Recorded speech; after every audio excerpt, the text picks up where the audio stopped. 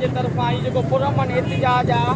मुल्क में गुंडा राज ला कानूनियत मरियल आहे जेके पुरअमन क़ौमी कारकुन आहिनि दोस्त अली भट्टी हुजे माजिद अली उगाई हुजे ऐं मुसलसिल सिंध जे अंदरि जाखोड़ी किरदार साईं असलम खेरपुरी हुजे त हिननि रियासत इहो सम्झो आहे त असां हिननि खे खपे करे गुम करे असां पंहिंजो सिंध धरती जो इस्तेसाल कंदा रहंदासीं ऐं सिंध जे हक़नि जी सौदेबाज़ी कंदा रहंदासीं पर असां उन्हनि खे ॿुधाइण था चाहियूं त तव्हां केतिरा बि असांजा कारकुन खंबियो गुम कयो ऐं केतिरनि खे तव्हां भले मारे छॾियो पर ही सिंध जा आशिक ऐं सिंध जा जोधा पुट कॾहिं बि पंहिंजे हक़नि तां कॾहिं बि पंहिंजे हिन सिंध जी आज़ादी ऐं सिंध जी ख़ुशहाली वारी जिदोजहद तां दस्तबरदार न थींदा हू पुरअमन क़ौमी कारकुन आहिनि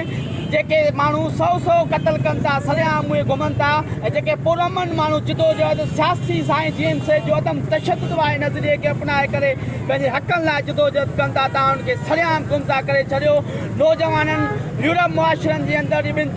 ॿिनि मुल्कनि जे अंदरि नौजवाननि जो क़दुरु हूंदो आहे नौजवान मुस्तक़बिल जा महिमान हूंदा आहिनि पर हिते उन्हनि मुस्तक़बिलनि सां खेॾियो थो वञे असां चऊं था असांजो अॼु इहो मुतालबो आहे जेकॾहिं असलम खेरपुरी खे असीं दोस्त अली भट्टी खे ऐं माजिद लोगाई खे आज़ादु न कयो वियो असां पंहिंजी इहा जेकी जिदोजहद आहे उहा जारी रखंदासीं असां हिकु क़दम बि जेका पोइ ते हटण लाइ तयारु न आहियूं।